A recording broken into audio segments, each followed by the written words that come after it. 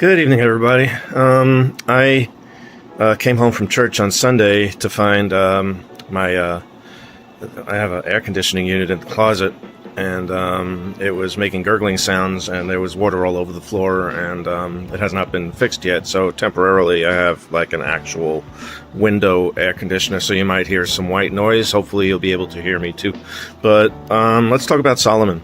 Let's talk about 1 Kings 10 through 12. I wrote it all out, so might be able to get through this relatively quickly and orderly.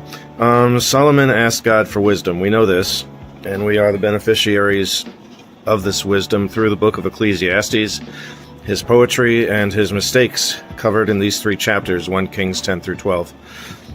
Chapter 11, King Solomon is at his peak, so even Queen Nicole of Sheba comes to visit. That's the name that is associated with Jewish history discussions of Queen of Sheba her name was pretty close to Nicole. There are other names in the Ethiopian Bible and in the Quran and who knows what. I don't know. Make up your own. There isn't one in the Bible, so yours is as good as any. She came to visit. She learns of his wisdom, sees his riches, and his 700 wives. 700.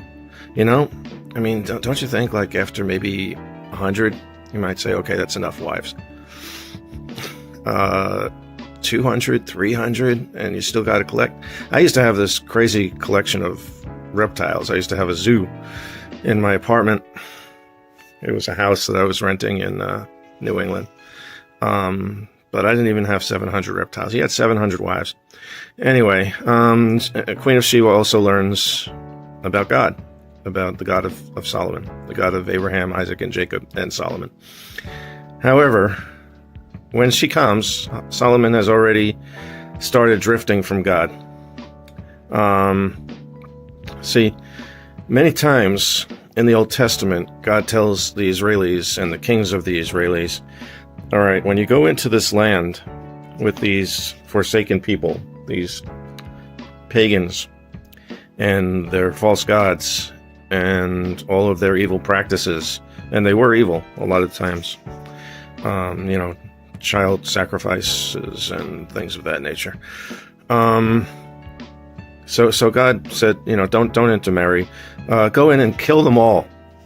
Kill them all. Don't leave a trace that can taint you and taint your relationship with me, is what God often said. But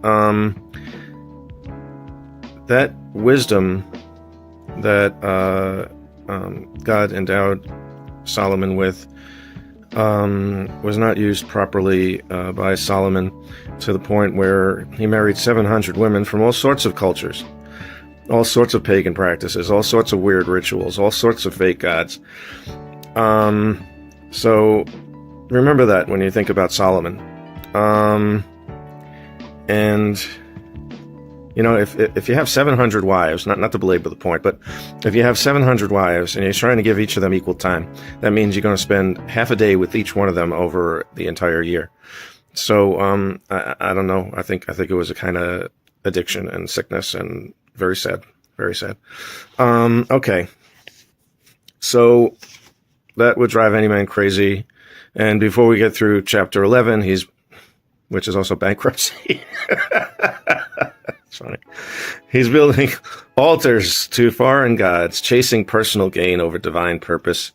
No wonder why, if you read Ecclesiastes, he says he's a very much cynical and bitter. And vanity, vanity, everything is vanity, vanity meaning meaninglessness. And ultimately, though, in that book, his wisdom does triumph. He does come back to God to say, all of these things that I had, all of these livestock, and all this bling, and all of these women, and all the rest of it, it's no good without God. God is the only thing that's lasting, the only thing that gives you true happiness and true value. Okay, by chapter 12, Rehoboam, his son, inherits a fractured kingdom.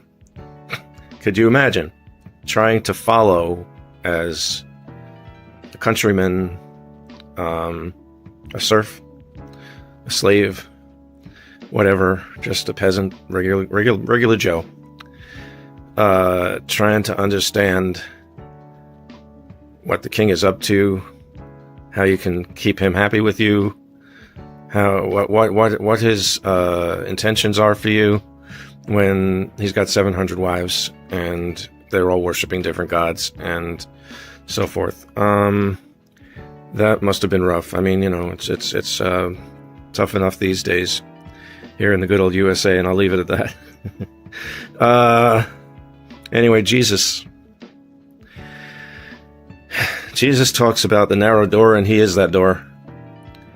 But little divergences lead one astray and lead one into a big, colossal mess of a situation, as King Solomon was in. Now, Queen of Sheba was wiser than Solomon because she saw his wasted potential. She came to put him to the test with all these hard questions. They apparently had an affair. Uncertain whether they had children or not. But he took time away from his 700 wives to have some fun with Queen of Sheba. And she put him to the test with hard questions, and she was very impressed with his wisdom. She was very impressed with his God. And now that's a true woman of value, somebody who not only contributes to your downfall by demanding of you and tugging at you, but who actually tries to help guide you towards God. If you can find a woman like that, that's a keeper. All right, so a lot of fun. King Solomon and Queen of Sheba. And that's my lesson for you today. Walk away with this. Is what you're doing, what you're engaged with, is my music, even if I go out to the open mics and even if I'm playing a secular song. But does it honor God? Does it demonstrate to other people the improvement in me as a musician because of God? Does it show that I will only sing certain kinds of songs and not other kinds of songs because I want to stay within God's favor? That's just about me, but whatever you've got going on in your life, make sure that you stay focused and connected with and whatever it is, and don't marry 700 women.